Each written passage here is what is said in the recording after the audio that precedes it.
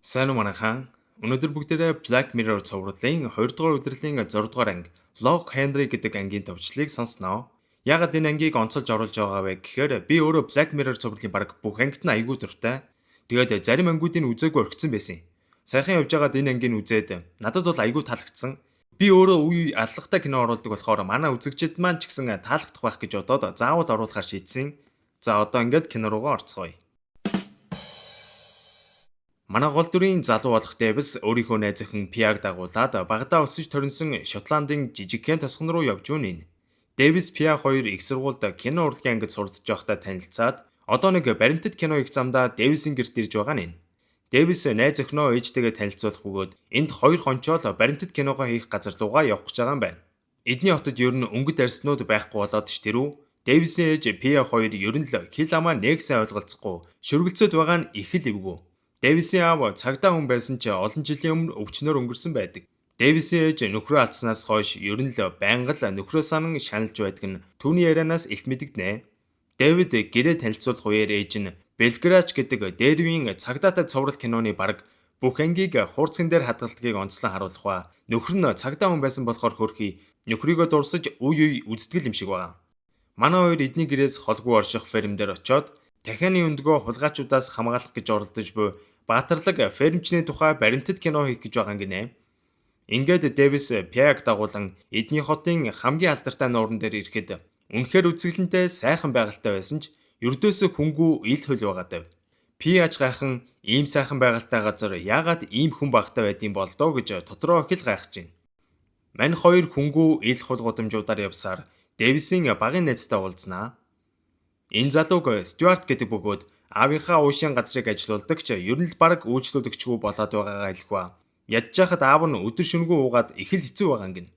Эдний хот өмнө нь хүн ихтэй ер нь гаднаас ч бас жуулчид их ирдэг. Эдний паб бүр халгиж салгисан их үйлчлүүлэгчтэй байдаг байсан талаар ярихад Пиа гайхан тэгээд хүмүүс ягаа ирэхэ болцсон бэ гэж асуухад Стюарт гайхад Дэвис чамд энэ талаар юу ч яриаг юм уу гэж эхэлж байна. Дэвис юу өөрөөс нь нуугаад хэлээгүй гайхсан Пиач үргэлжлүүлэн сонсохыг хүсдэг. Бараг 20 жилийн өмнө 1990-ад оны үеэр эдний хотод хоёр залуухан жуулчих хос ирж л дээ. Залуу осууд энэ хэдийн сууж байгаа яг энэ паб за тэгэл саяны нуурын ирг гээл хотын хамгал сонирхолтой үзэсгэлэнтэй газруудаар аялан 7 онцоод буцхвайлаа. Гэтэл тэр хоёр хос ор сурггүй алга болчиж барагтай хүн алга болдгоо гэмт хэрэгч гардггүй тайван газар хүн алга болсонд хотынхон ихэд гайхаж цагдаа нартай хамт эрлийн ажиллагаа хийсэн ч олдоогүй юм байна. За тэгээд хэвлэл мэдээллийнхэн ч их л шүүгэж байсан ч удалгүй тэгээд мартагдах шахуу байж идэл яг энэ пабд эдний хотын нэлээд уудгаар алдартай Иан гэдэг нөхөр орж ирээд уугаад согтчоод хүн амтан руу агсан тавиад ахарна. Стюартийн аав гарч ирээд за чи одоо яв гэхэд буутаа эргэж ирээд чамайг нам бууданда гэж гарахаар нь шууд л цагдаад хэлж. За тэгээд дуудлага аваад хамгийн орхон явж исэн цагдаа болох Дэвисийн аав Яны гэрт яваа очтол өнөөгчийн цонхороо шууд л буудсан байгаа. Тэгээд болоогүй өөрийгөө буудаад амиа оролцсон байдаг. Дэвисийн аав мөрөндөө буудуулаад нэмэлтгүч дуудсан ба нэмэлтгүч ирээд гэрлүүн ортол Ян өөрийгөө буудаад хороодсон байх ба зорных нь өрөөнд нууц өрөө байсан байдیں۔ Ороо үстэл бүр аимшиг муухай өмнөртэй. Тэгснээ бүр энэ тэндгүү хүн яргалж алхаж зориулсан багаж хэрэгслүүд бас том хүний секс тоглоомууд байсан гэдэг.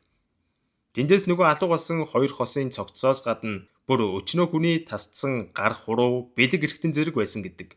Ингээд Ян гэдэг алуурчны талаарх мэдээ улс орон даяар тархаж эдний хотыг зөвлөж ирэх жуулчингүй болсон байна.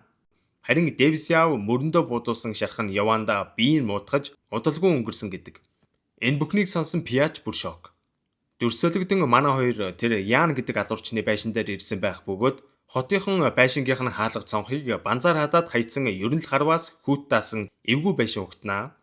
Энэ үед Пиагаас галзуу санаа гарч хоёулаа өндөгний талаарх баримтат киногоо болио. Бид хоёрын хийх ёстой сэдв энд байна штэ. Энэ алуурчны талаар баримтат киног хийвэл киног маань санхүүжүүлэх хүмүүс ч олдно. За тэгээд хүмүүс ч амар үзэн штэ. Гэхэд Дэвид ихэд дургуутсан чи бид хоёр өндөг хамгаалагчийн баримтат кино ихээр ирсэн штэ. Тэглээч энэ алуурчнаас болж миний аав юм алдсан. Би энэ алуурчныг алдаршуулмааргүй байна. Гэд манай хоёр төр тарыг явчихноо. Гэсэн ч Пиа ганцаараа чамаагүй хийнэ гэж зөрүүлээд байсан болохоор Дэвис аргагүй ирхэн зөвшөөрлөө. Манай хоёр Стюарттай уулзаад аллагын талаар баримтат кино хийхээр болсноо хэлэхэд мань Стюарт бүр бөөн баяр болж энэ баримтат кино гарвал олон нийтийн анхаарал эдний хот руу төвлөрж өмнөх шигээ хүмүүс жуулчилж ирдэг газар болоод манай папч буцаад хэмдээ орох бах гэд маш их найдлага тавьж байгаа нь харагдана. Ингээд манай хоёр тоног төхөөрөмжөө бэлдээд баримтат киноны ярилцлага Стюартаас эхэлнэ. Харин энэ үед аллагын талаар баримтат кино хийгээд байгааг олж мэдсэн Стюартийн нөгөө уудаг аав нь их л уурлан энэ хэргийг сөхөх шаардлагагүй. Болоод өнгөрсөн зүйл гэд ямар нэгэн зүйл нуугаач байгаа юм шиг сонио ажиллаад идэв. Согтун дэмэржил байна гэд манайх чихэндээ юм бодсонгүй. Оройн мань 3 дахин уулзаад халбаг пивунга баримтат киноныхаа талаар ярилцгаа. Мань Стюарт ээжийнхээ хадгалж исэн сонин сэтгүүл хуурцгуудыг гаргаж ирээд манай хоёрт өгнө. Стюартийн ээж ер нь л тийм аллагтай аимшигын зүйлд их л хоббитой хүн байсан болохоор тэр аллагтай холбоотой тухайн үеийн ярилцлага, гэрчийн мэдүүлэг, за тэгэл бас бус сонин сэтгүүлийг бүгдийг Нямбаг чинь хадгалж л дээ. Манай хоёр шиг кино хийж байгаа хүмүүст бол энэ зүйлүүд чинь бараг эрдэнэсэл гэсэн үг. Тэр дор нь авч яваад хэрэгтэй эсгүүдээ кинонд ашиглахаар болно. Дээр үеийн хуурцгууд болохоор Дэвис ээжийнхээ хуурцаг тоглуулагчинд тоглуулах гад авчраа залхтал дотор нь нэг хуурцаг байж хаар нь сонирхоод дартал ээжийнх нь үзэх дуртай нөгөө цагдаатай кино байж таарна. Манай хоёр ч дээрийн хүмүүс иймэрхүү сонин кино үздэг байсан байгаа шүү. Ухааны юм яранга Стюартийн ээжийн хуурцгуудыг уншуулж гарна. Мань хоёр хоноо л явна гэжсэнаа болоод бүр овоо ой тончлоо. Дэвисийн ээж угаасаа нөхрийгөө байнгын санаж ганцаарддаг хүн болохоор нөхрийг нь хөнөөсөө алуурчны талаар кино ихж байна гэвэл уурлаад бөө юм болж магад гээд манай хоёр энэ талаар юу ч суулгасангүй. За тэгээд хуучны телевизийн мэдээ ярилцлагуудыг өөрсдийнхөө бичсэн бичлэгүүдтэй эвлүүлэн баримтат киногоо хийж илаа.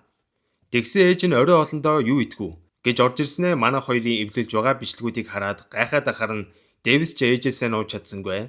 Тэсэлгүй л хэлжлээ. Уурлах нь гэтэл харин ч эсэргээр манай хоёрыг дэмжин нөхөр нь тэр алуурчнаас болж өнгөрсөн болохоор харин ч ийм нэвтрүүлэг хийх гэж байгааг нь дэмжиж байгаагаа хэлээд бүр манай хоёрын баримтат кинонд хүртэл орж ярилцлага өгнө. Дэвис Пиа хоёр энэ кинонд санхүүжилт болохоор таньдаг студиудээр очиж уулзтал санхүүжилт өгч болж юм л доо. Тэгвэл та хоёр өөрсдөө кинонд шин юм оруулаа л да. Шин баримт, шин гэрч ч юм уу гэд байсан болохоор нь байшингийн дотгош орж бичлэг хийхээр болдог. Угаасаа аллагтай баримтат кино хийж байгаа болохоор хуучны хэв маягтай бичлэг хийхээр шийдэж аав ээжийнхээ бүр хуучны камерыг нь авч утсан байх ба хоосон урцаг байхгүй байсан тул ээжийнхээ цагдаатай киноны урцган дээр давхарлаж бичгээр болдог.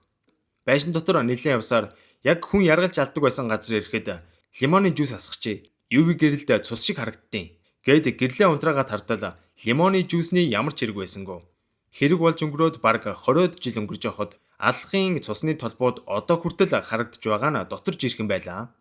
За ингээд мань 3 энэ дотор бичлэгүүдээ хийж аваад буцаад харж явахдаа баахан бичлэг хийсэн их л сэтгэл хангалуун дуу уртаа явж итэл нарийнхан зам дээр урдаас нь машин гарч ирээд осолд орчихно. Тэгсэн урдаас нь ирж исэн машиныг Стюартийн аав жолоодж явж исэн байдаг ба Дэвисийн хоёр хүнд бэртэлтэй байгаа болохоор эмнэлэг твтэн эмчлүүлэхээр боллоо. Пиа өнөөдөртөө Дэвисийн ээжтэй хоёулахнаа онохоор болох ба Пиа хичнээн хоол идмээргүй байсан ч бараг хүчээр шахуу хоол өгнө гэдэг. Дэвис ч шүн нойр нь хөрөхгүй утсан дээр тоглоом тоглолоо сууж итэл Стюартийн аав орноосоо босоод нэг крипи нөхөр дөхөөд ахаар нь Дэвис ч нилээн жиирхий явчихна. Гэтэл та тэр киногоо хийхэ болох хэрэгтэй шүү. Чамд хэлхээсүр аргагүй болох нь дээ. Гэхдээ яг баттай бол биш шүү. Гэх үед дүрсэлэгдэн Пиа Дэвисийн өрөөнд орсон хуучны тоглуулагч дээр өнөөдрийн бичсэн бичлэгээ үзээд тасдагын тастаад овоол суулаа. Бичлэгч дуусаж мань хүн биеийнхээ жилээ гаргасан шигээ дасгал хийгээ зогсож итэл энэ хэдийн бичлэг дуусаад нөгөө давхарж бичсэн ээжийнх нь кино яваад эхэлж байна. Цагдаатай кино хэсэг явж ийснаа дундаас нь тасархад шаал өөр бичлэг гараад ирдیں۔ Гэтэл манай хийдийн киноны гол сэдэв алдарт алуурчин Яан дэлгэцнээ гарах ба камерыг нь хэн нэгэн бариад байгаа бололтой Яантай учир зүггүй инээж өхрөөл яриад идэг. Тэгсэн энэ нөхөр нь хингээж Дэвисийн баатарлагаар амиа алдсан аав новл яах вэ? Энэ бичлэг дээр нөгөө алга болсон хоёр хосыг хүлцэн одоо ингэж ялна, тэгж ялна гэж ярилцж байгаа нь хүртэл тодхон сонсогддог. Энэ бүхнийг харсан Пиач бүр дотор нь пал гээл бүр дуунж гарахгүй. Тэгсэн хөгжим тавихад хаалганы цаанаас сувлагчийн хувц өмсөд нүүрэндээ баг зүвцэн Дэвисийн ээж гартаа өрөн барьсан мань хоёр хосыг яргалахаар орж ирж байгаа хүн итгэхийн аргагүй дүрс гарнаа. Энэ алуурчин чинь ганцаараа биш, хамсаатнуудтай байсан юм байна. Бүр явж Дэвисийн нас урсан аав яг одоо доор хоол хийж байгаа ээж нь юм байна гэдгийг бодохдол Пиагийн дотор айдас сурж байна. Тэгтэл Дэвисийн ээж орж ирээд хоол болцсон шүү, буугаад ир гэж хэлэхэд Пиа яалтчгүй л доошо буулаа. Өмнөгшгөө байж чадахгүй штэ ойлгомжтой. Хэдий маш их хайжсэн ч нүүрний хувирлаа гарахгүй хичээсэн ч цаанаасаа л нэг л эвгүй байгаад байгааг Дэвисийн ээж дорхноо гадарлаа. Ядчитал аллах хийхдээ өмсөжсэн нөгөө маск одоо дурсгээд хадгалт юм аашийн ханд нь өлгөст байхыг хараад бүр дотор нь эвгүй өргөл явчлаа. Бие барих гэж хичээсэн ч бүр үнэхээр олдгүй. Хоол хоолоогоор нь давхгүй байсан тул шууд босоод дотор эвгүй байгаад байна. 0 ороодох. Гэд Дэвис рүү мессеж өчөх гэсэн чи эднийх хөдөө газар болохоор сүлжээ нь орохгүй. Тэгсэн Дэвис ээж чи зүгээр үү? Ямар нэг юм болсон юм уу? Гэд ахаар нь жоохон салхилчаад ирээ гэж худлаа хэлээд гэрээс нь гүүг шахам гарлаа. Пиа саянаас хойш нэг л с ิจ гтэй байгааг анзаарсан Дэвис ээж тэр дөрөө 2 давхар руу гарахад аллагын бичлэгийг нь үтцсэн гэдгийг мэдчихнэ. Пиа Дэвис рүү олбогдох гээд залгахч сүлжээ нь ордгоо. Энэ үед Дэвисийн ээж машинтай төгсч ирээд чи чинь зүгээр үү? Гадаа хүтэн байна, машинд суу гэд зандраад эхлэхэд бүсгүйчэн тэр жигтэй зогтдог. Пиа тэр жигтэй ухаан жолоогүй гүсээр гол гатлах гэж байгаад хөл алдаад том чулуу мөргөөд харамсалтайгаар живж өрхөн. Дэвис ээж бүр галзуурх нэ. Муулагчин гэж тэр хаваар галзуун шиг орилж гэртээ хараад аллах хийж явахдаа авсан гэрэл зургууд хохирогчны эд зүйлсийг гаргаж харан бүх зүйл нь баригдсанд их л гутарж ийснаа. Тухайн үед бичсэн аллагын бичлэгнүүдээ бүгдийг нэгнүүлж тавиад хүүдээ загтал бичиж үлдээгээд өөрийнхөө хоолойг бомблоод амиа орлцдог. Угаасаач тэгээд удахгүй хүн өөрийнх нь алуурчин байсныг мэдээд нүрих газаргүй болно. За тэгээд бүр цаашлуул бүх насаараа шоронд орно. Гэд Дэвисийн ээжийн хувьд баг амиа орлох нь энэ бүхнээс ангижрах цорын ганц зам байсан байх л да. Дүрсэлэгдэн манай хоёрын хийх гэдсэн баримтат киноч олонний хүртэл болжээ. Цагдаа нар 1990 онд гарсан аллагыг ганцхан алуурч үйлдсэн гэж үзэж байсан ч дахин 2 алуурчин гарч ирсэн байна. Шотландын жижигхэн хотын ганц бие ээж энэ бүхний ард байсныг хүн илчилжээ. Гэтэл энэ баримтат кино бүр бүүн болж гинөө. Стюартын хаалга барах шахаад байсан пабт нь асар их хүн цугасныг харахад энэ баримтат кино гарсны дараа эдний хотыг зорих жуулчдын тоо эрс ихссэн бололтой. Энэ үед баримтат киноны шагнал гардуулах ёслол болж байх бөгөөд нөгөө киноны студийн Дэвистэй хамт шагнал авч байгаа дүрс харагддаг. Дэвис ч ямар хөлөг байх вэ? Дуун гарахгүй шахуу амтан шагнал гардуулах ёслолоос харахад хөнгүүгээр ухтах нь сэтгэл шимширмээр. Энэ баримтат киног хийснээс болж найз охин Пиага бас ээжийг алдсан болохоор чимээгүйхэн л ээжийнхээ хамгийн сүүлд үлдээсэн цагтлыг харахад хүүгийнхээ кинон зориуллаа гэсэн бичиг байдаг. Гам ганцаархнаа үлдсэн Дэвис авсан шагналаа харан шампансаг уунгаа ямар үнээр энэ киног олонний хүртэл болгосноо бодон гунигтайхан сууж байгаагаар кино маань төгсдөг.